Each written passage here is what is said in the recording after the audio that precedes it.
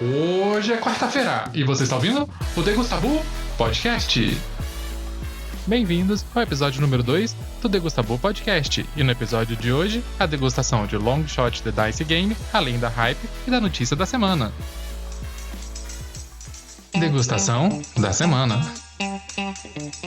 Hoje é dia de degustar o Long Shot The Dice Game, lançado em 2022 pela editora Perplexed e do artista Chris Handy. O jogo já está no top 400 do BGG, mas não é muito falado aqui no Brasil ainda porque ele não foi lançado aqui, porque se for, tenho certeza que ele vai subir nos rankings rapidinho. Em Long Shot The Dice Game, os jogadores agem como apostadores de uma corrida de cavalo, mas não somente isso, pois em alguns momentos os interesses podem ficar um pouco conflituosos, pois além de apostar nesses cavalos que estão correndo, você ainda pode comprar um ou mais cavalos e assim tentar fazer que estes sejam os primeiros a chegarem no final da corrida. Mas em Long Shot The Dice Game não vence quem cruzar a linha final primeiro, mas sim aquele jogador que apostou corretamente em todos os cavalos, ou seja, aquele que conseguiu ganhar a maior quantidade de dinheiro ao longo da corrida. Agora que você sabe do que se trata, vamos ao jogo.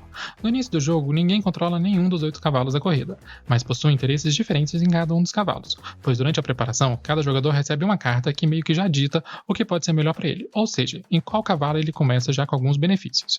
E aí você anota no seu tabuleiro. Aqui está um pedaço do Push a Luck. O jogo em si é bem simples. Durante o turno do jogador, ele vai rolar 2 dados, sendo um D8 que representa os cavalos e um D6 que representa o movimento deste cavalo.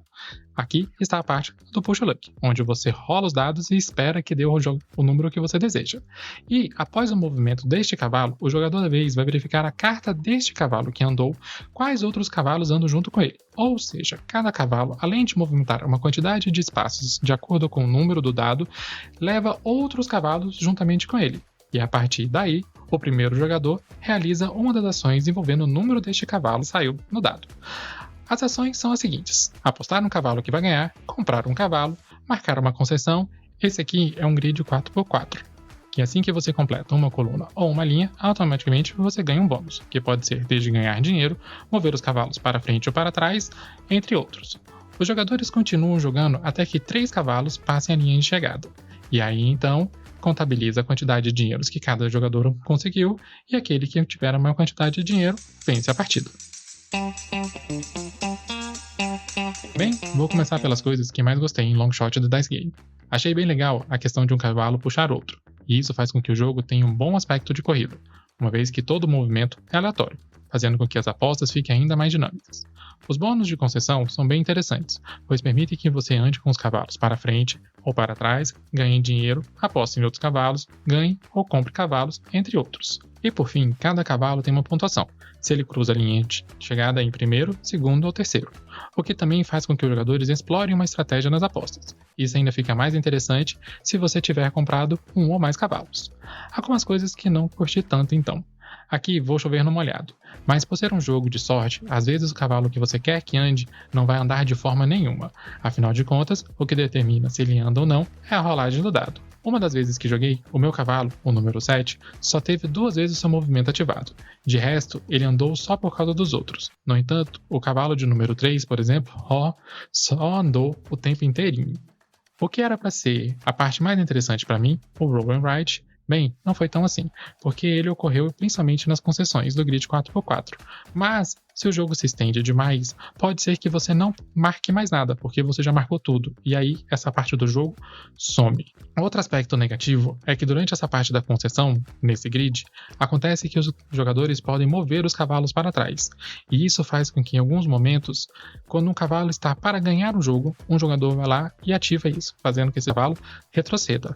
Dessa forma, cria meio que aquele efeito do Munchkin. Quando alguém está para ganhar o jogo, pá, vai lá e alguém faz com que o jogo não acabe de forma nenhuma. E para terminar, ele se vende como um jogo rápido, em torno de 25 minutos. Mas em cada partida que joguei, 25 minutos foi o tempo para cada jogador.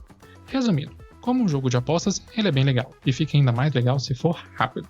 Como um roll and write, bem, não achei ele de forma nenhuma interessante, uma vez que você pode ficar sem ter ações ou sem a possibilidade de marcar alguma coisa no seu tabuleiro. Por fim, se você está buscando um jogo de apostas e que seja rápido ou mais rápido que os demais, esse pode ser bem interessante. A hype da semana. Já tem um tempo que estou de olho num jogo chamado Hostia, e nunca tinha achado uma oportunidade para comprar por aqui, e lá fora nunca vi em nenhuma loja, e os usados sempre tiveram preços exorbitantes. E agora o jogo está com uma campanha ativa no Kickstarter. Hostia era o principal porto do Império Romano, e assim foi a porta de entrada das mercadorias do Oriente. E nós somos os mercadores, buscando fama por meio do descobrimento de novas cidades e por meio de desenvolvimento do porto. O jogo tem como sua mecânica básica a mancala, mas ela se diferencia das demais por dois motivos. Primeiro, cada jogador tem sua própria mancala. Dessa forma, ninguém pode te atrapalhar, e particularmente, prefiro esse tipo de jogo. E aqui vem a parte mais interessante. A mancala tem duas funcionalidades: gerar recursos e realizar ações. E assim, quando a mancala é ativada, você recebe os recursos do local da ativação, mas a ação que você executa é onde você termina o movimento da mancala. Isso faz com que o planejamento seja feito pensando nas suas próximas jogadas.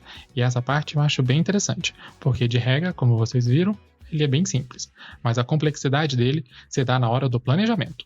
Além disso, como mencionei, você está explorando os mares e, nesse sentido, existe uma corrida para chegar até as localidades de Samartia, Armênia, Pártia e Índia, que podem gerar grande quantidade de pontos para aquele que chegar em primeiro lugar. Então, se você gosta de jogos, de gerenciamento de recursos, mancala e uma pequena corrida, uma quantidade de regras pequena, mas uma grande complexidade na estratégia, vale a pena checar Hostia. Notícia da semana. Esses dias atrás estava lendo na Ludopédia um tópico que falava como cada um de nós começou sua coleção e como chegamos em determinado momento onde não cabe mais nada. E devido a isso, a necessidade da gente vender os jogos ou passar este para frente. E aí, chegamos na notícia da semana. Na semana passada, a Ludopédia mudou uma das políticas de venda que achava mais interessante na Ludostore, que era a venda para aquelas pessoas na sua própria cidade, onde este podia ir retirar com você o jogo. A partir de agora, os compradores não poderão fazer isso mais. Ou melhor, apenas alguns compradores poderão fazer isso. E esses são aqueles que tenham mais de 2 anos de cadastro ou que realizaram vendas ou compras, no mínimo de 2, nos últimos meses. Eu acho isso um absurdo, pois quem acabou de começar a jogar e está montando sua coleção e mora na sua cidade vai ter que pagar um frete, esperar a pessoa postar o jogo e ainda esperar os correios e ainda assim que demora um pouco até receber o seu próprio jogo, ao invés de simplesmente combinar com o comprador, ou no caso combinar com o vendedor e ir lá retirar o jogo. Enfim, acredito que a Ludopédia tem seus motivos, mas também acredito que dessa forma eles atrapalham mais do que ajudam, mesmo sendo um hub para amantes dos jogos de tabuleiro. E devido a isso, a gente vê a expansão ou a criação cada vez maior de grupos de WhatsApp e de Telegram fazendo essa mediação.